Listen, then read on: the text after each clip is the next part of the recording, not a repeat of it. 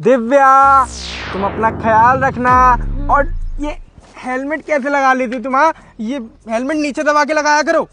सही से तो लगाया है, ये बकल भी पूरा लगा रखा है। तुम्हें हर चीज से दिक्कत होती है। हेलमेट ठीक से लगाया करो, ये ठीक से करा करो। कुछ टाइम बाद तुम मुझे ये भी सिखाओगी कि सांस कैसे लेते हैं। अरे नहीं नहीं बेबी, तुम्हें तो मालूम है ना कि मेरी इतनी सुंदर वाइफ है कि मुझे फिक्र लगी रहती है कि ऐसा ना हो वो रोड पे निकले और उसका कहीं एक्सीडेंट हो जाए और उसने हेलमेट नहीं लगा रखा हो तो उसका ये सोना सा मुखड़ा खून में ना बदल जाए। इसलिए मैं हर टाइम यही सोचता रहता हूँ कि मुझे अपनी वाइफ को कैसे बचाना है जिससे कि उसके चेहरे पे कोई भी खरोंच नहीं आए। क्योंकि अगर तुम्हारा चेहरा खराब हो जाएगा तो मैं तुम्हें अपने रिश्तेदारों की शादी में लेके जाता हूँ, सब लोग मुझसे पूछेंगे ये तुम्हारी वाइफ के ये कट कैसे लग गया, ये तुम्हारी वाइफ के ये कैसे हो गया। अब मैं किस किस को जवाब दूंगा। इसलिए मैं अपनी वाइफ का चेहरा ना बिल्कुल साफ सुथरा और एकदम क्लीन रखता हूँ। तुम्हें तो मालूम है ना, तुम्हें हर महीने 5,000 रुपये पार्लर के लिए देता हूँ जिससे कि तुम्हारा चेहरा सही रहे। तुम एक काम करो, वो 5,000 बढ़ा के ना 20,000 महीना कर दो और एक ला दो मेरे लिए ना बढ़िया बढ़िया एकदम एक नंबर महंगी सी कार, ठीक है? तो फिर उसके बाद में ना एक्सीडेंट होगा तो चेहरा डैमेज होने का खतरा होगा। अब 5,000 में आजकल ब्यूटी पार्लर में होता क्या है, किसी बढ़िया में जाऊंगी मैं, ठीक है? हाँ बेबी, हाँ। मैं कार ले आऊंगा, ये नीचे कर लो। हाँ, और ध्यान से जाना और हेलमेट मत उतारना कहीं पे भी। हेलमेट का विशेष ध्यान रखना है, जहाँ पे भी जाना है हेलमेट पहने रखना है, उतारना ही नहीं है। अरे जा रही हूँ मैं, बाय। देखो गाड़ी भी स्टार्ट नहीं हो रही है, इसे नीचे करो। अब जाओ, अब होगी स्टार्ट, जाओ। आखिरकार आज बेटा तेरी सच्चाई मेरे सामने आएगी। ये कैमरा ना मेरे फ़ोन से कनेक्ट है। अरे वाह भाई वाह, कितना अच्छा व्यू आ रहा है।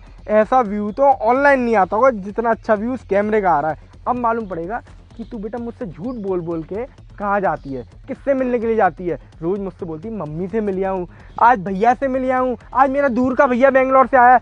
नाक में दम कर रखा है एक हफ्ते से। वो तो अच्छा है, कल तेरे घर का नौकर मिल गया था मुझे और उसने मुझे बताया कि 2 महीने से तो मैडम घर ही नहीं आई है और मुझसे रोज़ बोल के जा रही है मम्मी के घर जा रही हूँ। अब ना एक काम करता हूँ, कैमरे में तो GPS भी है ना, लोकेशन देखता हूँ। लोकेशन इसकी रुकी हुई आ रही है, ये तो यहाँ से 1 किलोमीटर दूर जाके रुक गई है। ये अरे ये तो किसी लड़के की तरफ जा रही है। इसका मतलब जो मैं सोच रहा था वो बिल्कुल ठीक था, ये किसी लड़के से मिलने के लिए जाती है। इससे पहले ये लड़का इस कैमरे को देखे उससे पहले मैं इसको पकड़ने के लिए निकलता हूँ।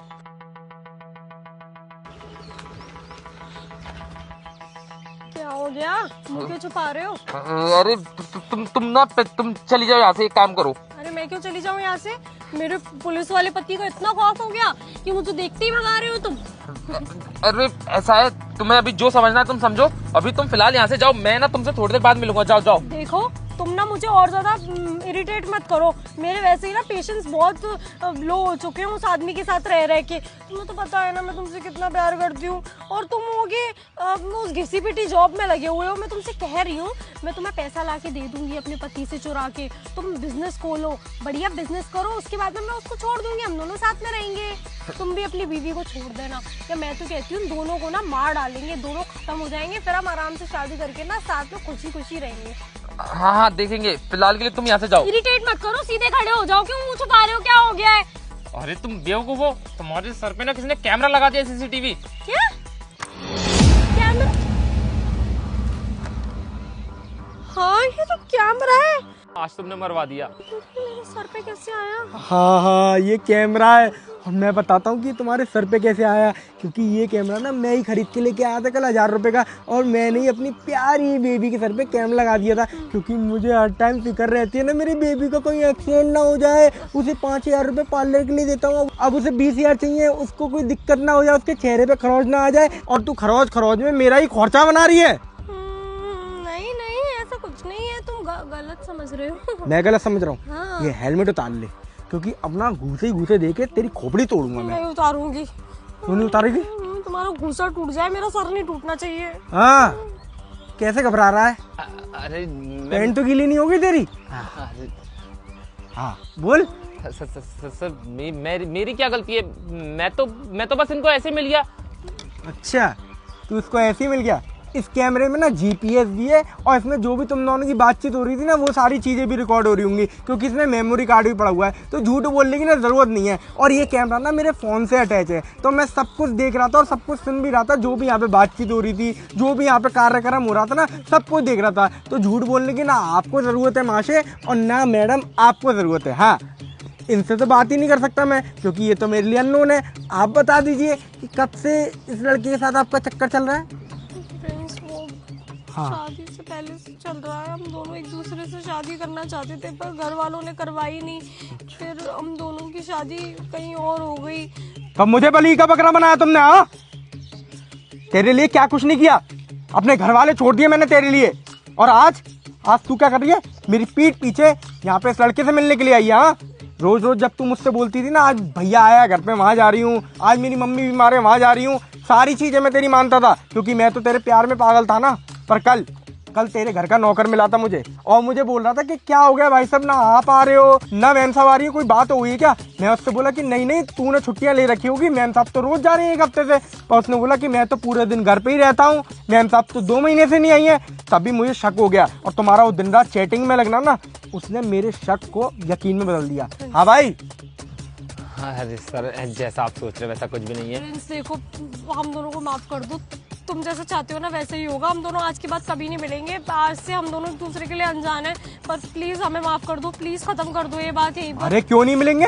अरे तुम लोग जब शादी से पहले से एक साथ हो और अभी तक तुम एक दूसरे को बुला नहीं पाए हो, तो आप क्या खाक बुला पाओगे? एक काम कर भाई, तुझे मेरी पत्नी बहुत ज्यादा पसंद है ना, मैं तो इसकी झूठी तारीफें करता था, मुझे ये बिल्कुल भी पसंद नहीं है। तू एक काम कर, तू इसको अपने साथ में रख। और सुन, इसकी खर्चों की लिस्ट में बता देता हूँ। 5,000 रुपये तो मैडम को पार्लर के लिए चाहिए, 5,000 रुपये का ये एक्स्ट्रा में पेट्रोल डलवाती है हर हफ्ते, मतलब 3 हफ्तों का हो गया 15,000 रुपये। और अपने घर पे देती हैं 20,000 रुपये, और इनकी कुछ किस्तें भी चल रही हैं। आईफोन लिया है इन्होंने और नेकलेस भी लिया है, बहुत लंबी इनकी किस्तों की लड़ी है, तो करीबन 1 लाख रुपए की तेरी किस्त चली जाएंगी मैडम की। तो तू ना अब इनको आराम से रख अपने साथ में। मैं 2 प्यार करने वाले जोड़ों को अलग नहीं कर सकता।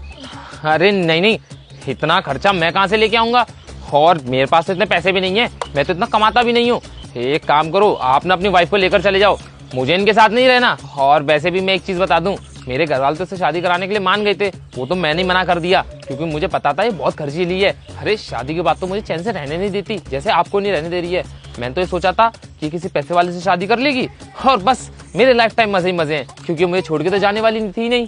और अब ना मुझे नहीं चाहिए, जब इसके इतने खर्चे हैं, जब आप इससे इतने परेशान हो, तो ना जाने मेरे साथ क्या क्या करेगी। देख लिया, ये है तेरे बॉयफ्रेंड की हकीकत। तू शादी के बाद भी जिसके चक्कर में मुझे धोखा दे रही थी, उसकी हकीकत है ये। अपना मेरे घर पे आने की कोई ज़रूरत नहीं है। अब जो भी बात होंगी ना, वो तेरे घर पे आके होंगी सीधे। और तू यहाँ पे खड़े खड़े मेरी शक्ल क्या देख रहा है? निकल यहाँ से, चल। सॉरी, प्लीज मुझे माफ कर दो। बाढ़ में गई सॉरी। अब ये कैमरा बताएगा तुम्हारे घर वालों को तुम्हारी पूरी हकीकत। फ्रेंड्स, हाँ जी मैडम, हाँ आपका पार्सल 2 मिनट में लेके आ रहा हूँ। हाँ मैडम, हाँ बस लेके आ रहा हूँ, बस 5 मिनट मैडम। हाँ जी मैडम, जी मैडम जी। हाँ क्या हुआ मैडम, पार्सल वो नहीं आएगा जो आपने मंगाया था? नहीं, मैं पार्सल चेक कर लूंगी। 1 मिनट अपना फोन देना, मुझे कॉल करनी है।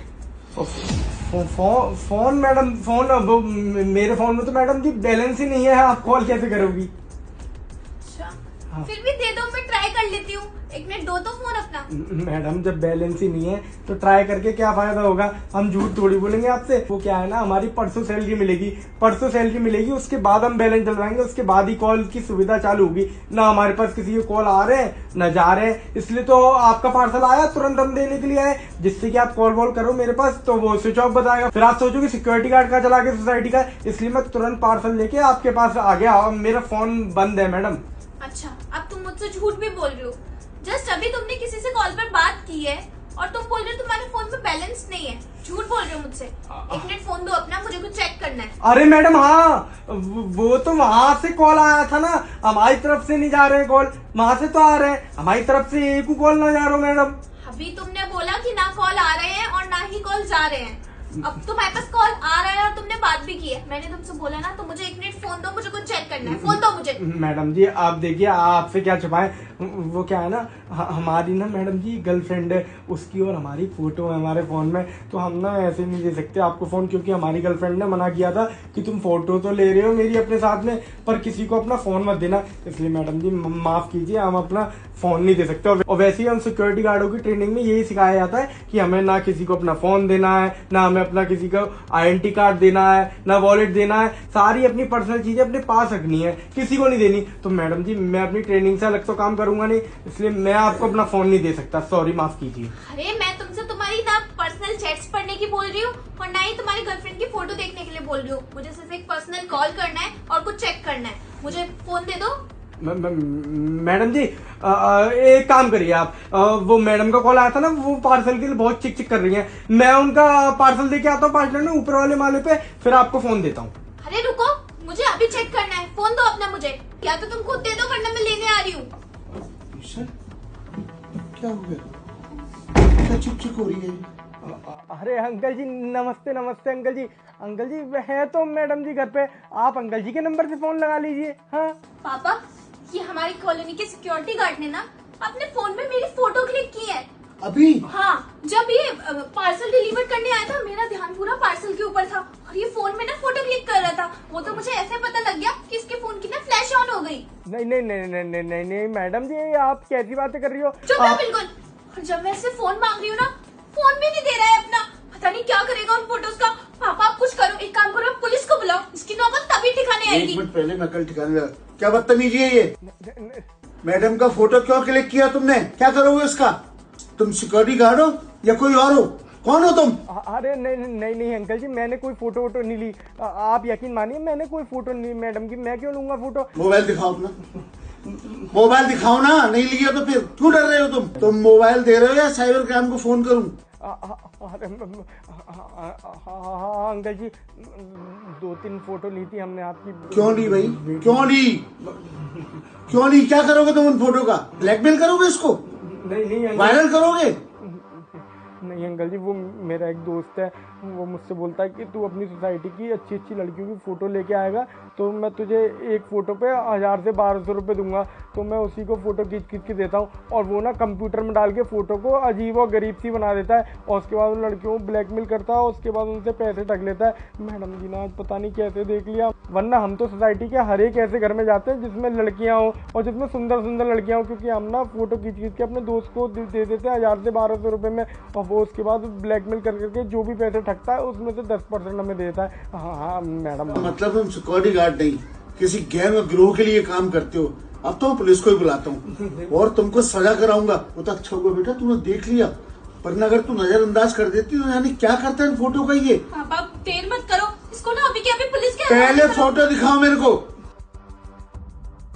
न जाने कितनी लड़कियों की फोटो अपने फोन में लेकर। बोल बेटा देख इसको, उन फोटो को तुरंत डिलीट कर। देखो पापा, हाँ न जाने और कितनी लड़कियों की फोटो होती है इसने। देखो इसको डिलीट करो, अपनी फोटो सारी डिलीट करो। कर दी।